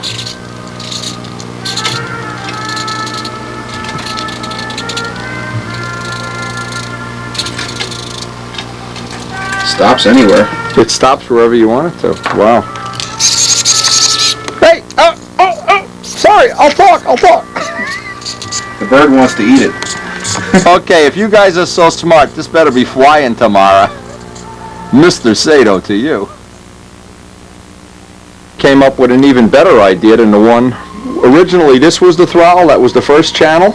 Right. And what we did, we converted it over so it runs off channel on the 3. rudder channel. So if you could have this from your normal flying speed, you could use the trim to set your normal flying speed. In other words, you could set level laps with this. So you want to go a little slower, a little faster, open a car, and then you could have more power, less power, more power, less power. And it would always return right to the setting where you, that's definitely going to work. I like that a lot better. But we still have to figure out how, when, and where. It's probably getting too late to do it tonight, but where we're going to mount this in the plane. And obviously get all the linkages and wiring done. That is cool, though. Yeah. I don't know. I really think that's going to work. What's amazing is, Set level flight. Yeah. it's not quite going through me all the way. If I bury it in my chest, it doesn't work. But it's amazing that you don't. I thought that would have to be aimed so, like you'd have to follow the plane around in an 8. Doesn't look like it. No, it looks like you can put that any place. Of course, we don't know what's going to happen at 60 feet, and we don't know what's going to happen in bright sunlight. Well, what we did before, we shut off all the lights in the house. It worked in stone darkness, but I don't know what that means when it's relating to sunlight. Anyway, I'd say that's mission accomplished for tonight. That's absolutely positively This whole cool. package. Now, at the end of night 1 of working on this, one of the thoughts really occurred to me, and Jimmy even concurred, and we never thought of this, never. This is the first time this thought has crossed my mind. With this system, with this infrared box, because there's no physical connection to the plane, you could have somebody sit out in the middle of the circle, or somebody sit underneath the maneuvers and control the motor for you. You don't have to even control it. I mean, I just... See, that's what's fun about this. It opens up the door to possibilities that you don't even know the possibilities. You don't know what's going to be behind the door until you open it. But tomorrow, what I have to do, Jimmy laid this all out for me, I have to make up some extensions. I have to figure a way of mounting the receiver out in the wingtip and getting the wires down the wing, making some wiring changes. I put all the batteries on charge. But I'll tell you, for the first night, This has been an exciting experiment.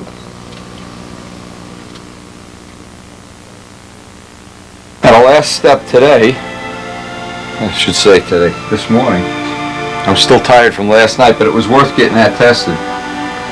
I need to probably figure out, and Jimmy had some good ideas about how to mount this little, the sensor. And I thought about it all night, and I'm going to try to come up with. I need to make the wires a little bit longer to make it convenient, but I'm going to try to mount it somewhere in the side of this fuselage. You have so many choices with this that I just want to make sure I make the right one. And luckily, it looks like we will have plenty of room off to the side. Now what I finally wound up doing, this is mounted with double-sided sticky tape. And the electric eye of the sensor comes out the side. Now the battery pack fit right in there. This piece of foam, this is just a temporary thing, and the cowling will hold that all in. And what I did is, we're going to try to run up to the field and test this.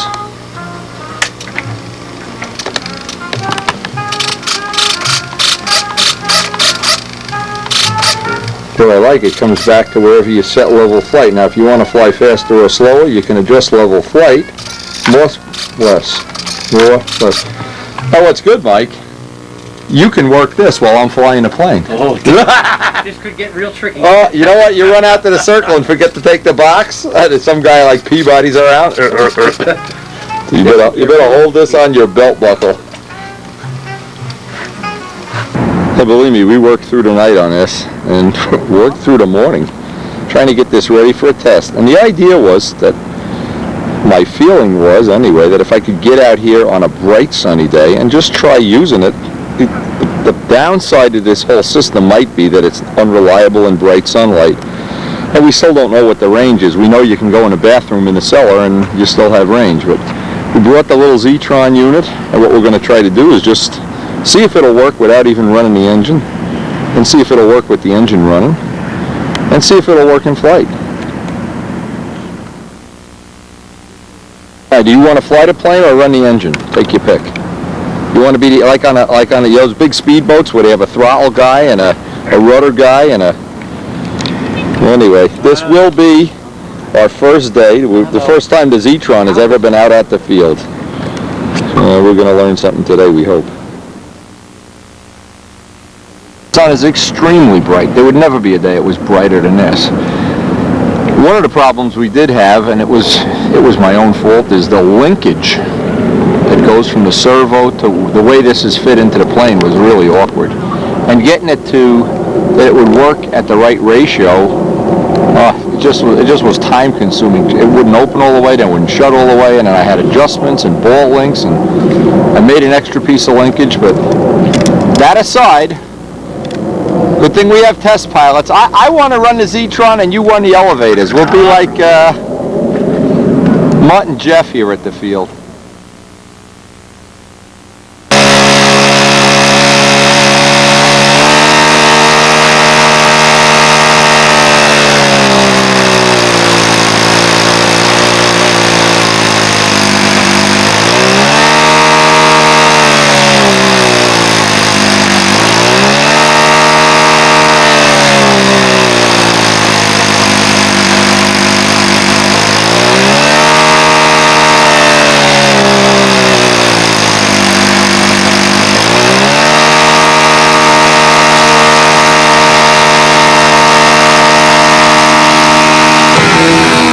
Now, obviously, we're in the brightest sunlight you could ever have here.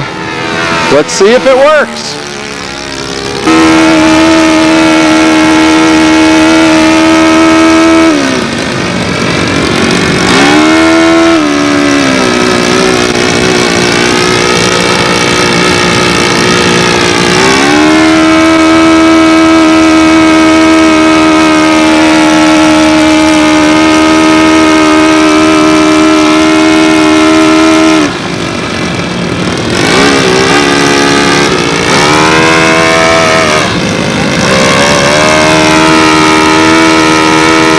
We don't have the carburetor adjusted right. It's running too rich on the carbureted side.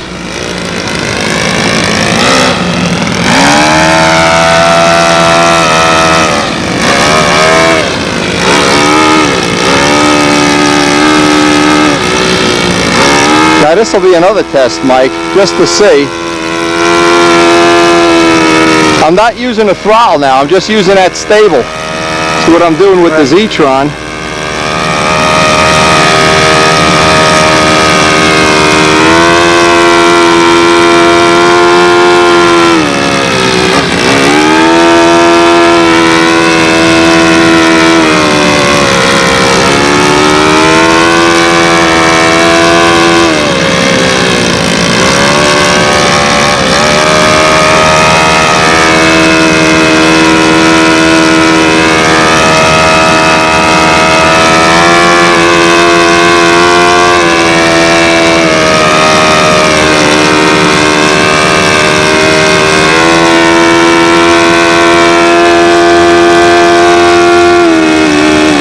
This just stabilizes the neutral point, which we set about there.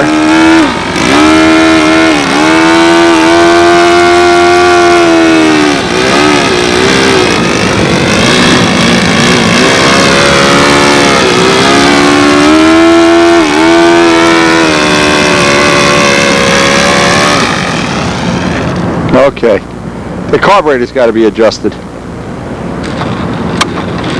Sounds like you broke the prop. Hey, that was the first ever Z-Tron windy test flight. 5 flights, Mike? Yeah, 5, 6. Took about 5 flights. Mike took a couple. I took a couple. Just to use the throttle. A couple of things that I didn't anticipate happening. It's really complex working the throttle and flying a plane at the same. Even Mike's laughing because and this plane just wants to glide and glide and glide. We've got the throttle shut so much that it almost shuts the engine off and the plane still flies because of the thick wing and the big flaps, I guess.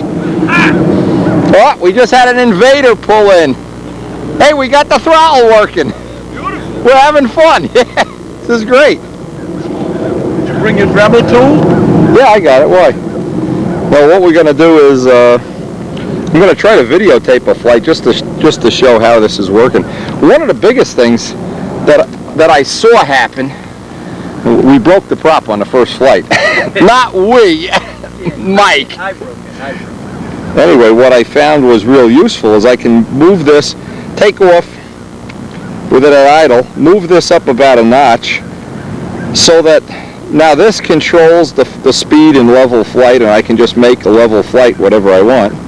And then I was pretty much trying to just slow it down in spots by giving it little bursts of closed throttle. The problem is when I'm trying to hold this out and hold the handle and fly the plane, and it's like chewing gum and talking to Rich Jacobone. Hey, what a day this turned out to be. You weren't working.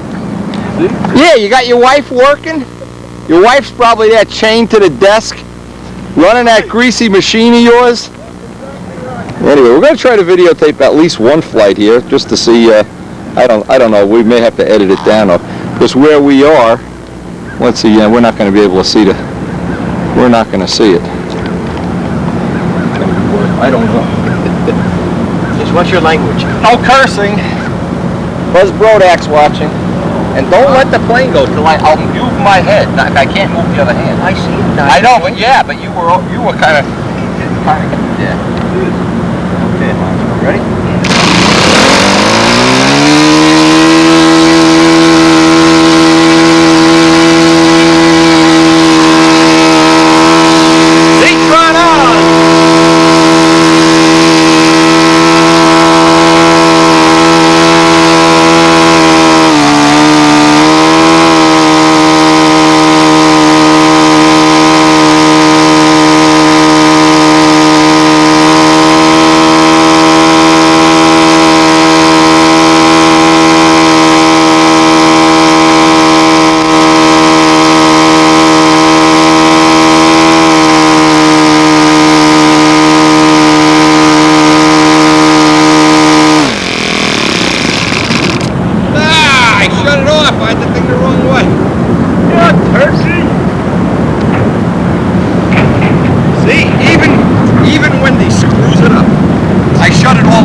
Without having that little stuff.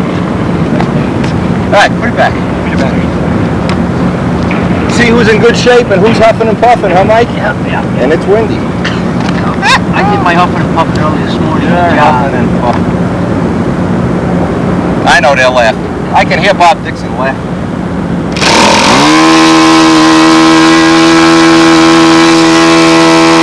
It isn't easy being windy.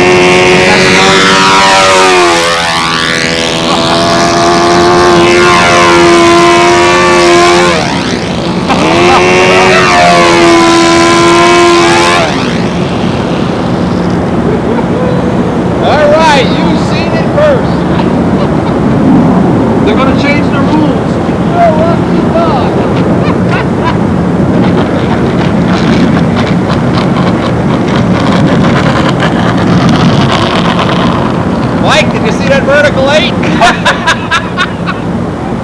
Shut the switch off in the plane.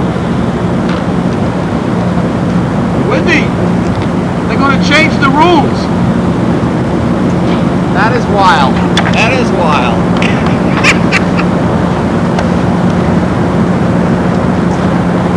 I hope that camera's still running. The battery didn't go dead or something. It's still running? That was the first vertical 8.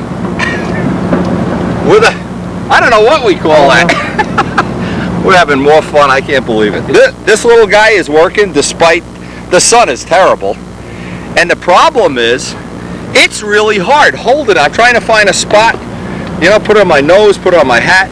Once I figure out how to make this a part where it's just a switch, or if this was like a cigarette light, you just could push a button. We're working with this. Now, we got six flights and the battery isn't dead yet. But keep in mind, we're just learning this. This is the very beginning of it. This is like putting the first bell crank in the plane. And it really is a blast coming out of maneuvers and going brrr. See that vertical 8, Rich?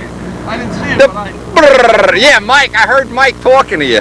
See, that's a nice thing with 4-strokes. You can hear people talking. I realized right away, if you want to use this prop is made that when the engine's running hard, it's still not going too fast. What I need to make is a prop that has even more pitch, so that the acceleration when you come out of the throttle is greater. This is kind of a flat pitch. These 14.5s don't have a lot of pitch. That's why they run good with the motor running 1 speed. But for a thing that's not in its infancy, this is the first day. We've actually got 2/3 of a stunt pattern, and it is really difficult doing those 2 operations at once. Believe me, if you think it's easy, oh man. Anyway, I got a 3-bladed prop that we de-pitched, up-pitched it. We'll just give it a try here before the day's over. See how this is going to work. The prop that we have that has the most pitch is the big volley, and this has been up-pitched and down-pitched so many times.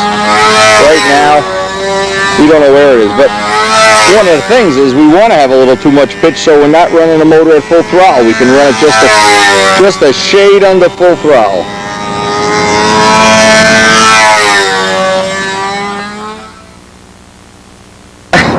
Believe me when I tell you, this may look real easy. We have found, unfortunately, that it really is. It's a lot harder than I thought it would be. But boy, is it a blast. Anyway, what we're trying to do, we're going to run out the day here, and almost to darkness, in fact, to see if, now I know that Zetron works in the dark, or almost dark, because we had it out last night. We shut the lights off in the shop and it even worked. We're learning as we go. For the first day out, I'm thrilled. All right, Bonzo, let's get this Zetron in the air. We got a little bit of air left anyway.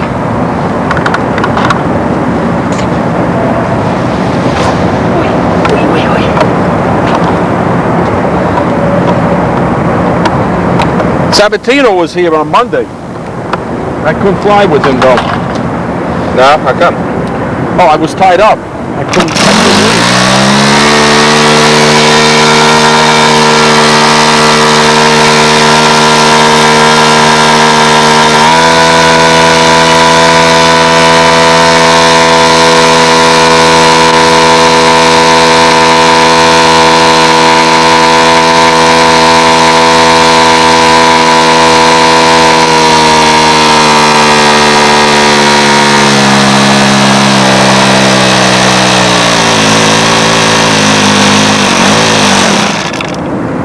Too low now. I just made it. Lesson 1: don't lower the idle so low. Thing we won't have on the final plane is having this muffler pointing down, because we have that unit right in there. The only reason for leaving it down is just so I don't get any oil in there while we're doing the testing. But I would say, what do you think, Mike? 8 flights? 6 flights? I don't know. 8. I guess we should have kept the log. I don't know. And it is. Every time I do so, I got confused in that last flight. We noticed. Ah! Who asked you? I come out of the vertical 8 and I said, oh! guys are gonna hoping for failure. And then finally you realize that you didn't have enough RPM or power. Oh yeah, you can get it that it goes too slow too. I know. We noticed. We have to work on this. The biggest thing is just to get 1,000 flights with this. Get used to it right now, and I think we'll be in Fat City. Where's the transmitter? Over there? Yeah. Oh, leave it closer to the plane. See, we don't have this all figured out yet. We don't have any of it figured out. But boy, has this turned out to be a fun day. I didn't even think we were going to get out here today, but boy, we're here. He's alive. Let me turn this on before we even start. There we go.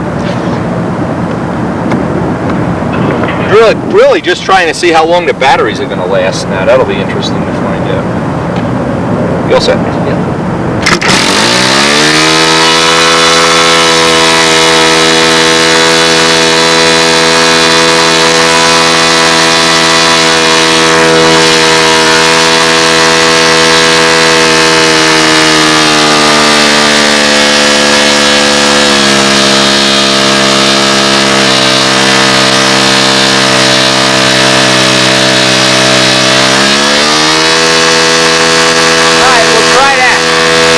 Unfortunately, I didn't get a whole lot of video today because we have really been making fools of ourselves. Well, I have anyway. But we're learning. And one of the things I learned is, like, just as an example, in a loop, you could just blip it right here and it slows it down coming down. I had at least one really good hourglass, don't you think? That one hourglass came down and you could almost see the plane turn and walk away. But we'll do some videotaping in the future, but for right now, the prop finally, after 2,000 years, has got the right pitch in it. The Zetron worked well right out of the chute. We're going to email Sergio and tell him how the day went. Copy him on a video if he's going to be using this. I assume he's going to be making a production unit here. The only thing we had actually trouble with was I probably have the wrong batteries. When Jimmy put the battery pack outside, but we need to go to the next level. We need to get this mounted on our belt or on our hat or something. But even just holding it in your hand, we managed to get the testing done we wanted to, and that's the whole fun of it all. Going from here, it's just going to be fun every step of the way, I can tell. Typhoons. A small point, usually at the end of the day when we wipe the plane off, I notice with the muffler pointed down, of course there's oil on the bottom, but we're going to really be careful not to disrupt that little receiver. And I'm sure I could make this even better by mounting that receiver out on a wingtip. The first thing, I'm mounting the box on my belt. There's several upgrades to this coming, but in the meantime we can still go to the field and learn how to use it. And I can see we're in for months and months of learning exactly when and where we can be hitting that throttle or opening it. It's going to be a very exciting, well, in the worst of all worlds, we already can make perfect takeoffs and landings. We can just take off just like a real plane and land on the first day. How much we're going to be able to do in maneuvers as time goes by and we relearn all the possibilities. And I would say anybody really interested in pursuing this with me, for far less than $100, I think this was $78 for the whole thing. You can see if it appeals to you, put it on a profile. Actually, I think in a world of scale, they're just going to absolutely love this. Assuming they don't create... See, the guys in scale, they'll figure some way of making a rule against it, but believe me, this is a lot of fun. So far, the stunt guys are a little more liberal.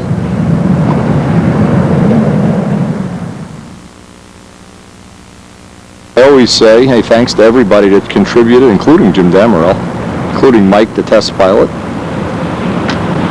including all the people, Sergio, Fred, I probably left some out. As we end this day, I'm totally satisfied that we've learned. And in the learning, the biggest thing is you have a copy of this tape, please share it with your friends, share it with everybody. Maybe you can add some new dimensions to other people that are already in the hobby. I'd be very interested to do a demo of this out in Brodak's contest or something. I think this would just be absolutely cool. It would be cool if you had it on a profile Cardinal. It wouldn't even matter. It's just something new, something unique. And I don't know that anybody else has ever done this. I don't know that we've crossed into new water.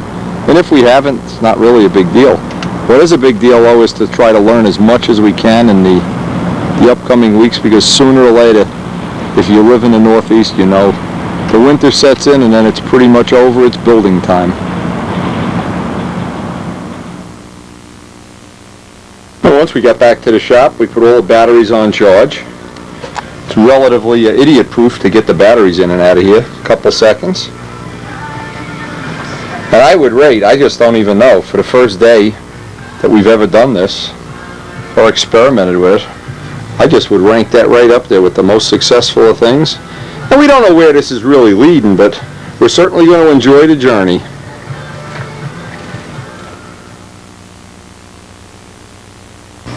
Now, we all know Don Dixon is a cool guy. We've been using all his motors. In fact, we're wearing them out on you, Don. And he sent me this. Now, look at it for 5 minutes and see if you can figure out what it is. You know what it is? He loves peeps so much. He has kind of a pet of his own here. And this is a, I'll tell you what it is. It's a baby bat. Belongs to Don Dixon. And he calls him Stroker. Can you imagine? You should have called him George Aldrich. Anyway, hey. Stroker, I don't know what Peeps has to say about this, but we can't all be Peepses. And after a day of looking for, well, we're charging the batteries up, looking to see if anything deteriorated here, anything got loose. Everything's mounted on that double sticky side foam. Everything looks like it's going to be fine. I really didn't like having this muffler facing down and from a you know, the looks point of view, but it was keeping, the purpose was keeping all the, well, maybe not even a lot, but some oil out of there. We're going to be mounting that differently in the future. We're going to be coming up with some new gizmos. We're actually going to be meeting with Sergio soon, I hope. More on this to come. This was a very interesting experiment. And we're going to close out the video now and hope. I've been emailing Don Dixon on a pretty much regular basis. This is his 52 in here. And I hope he'll be getting in his motorhome or whatever he has, driving up from Arkansas, spending a day with Wendy. He will be the star of a future Wendy video. Don Dixon. Don, we've used all your motors. We've worn them out. And hey, we love your baby bat. Please share the videos with everybody and hope we can get somebody to teach us how to adjust the throttle a little bit better. More on that later. Hey, so much to learn. So many neat, interesting things happening here at the same time. So many projects going on. Carbon fiber wing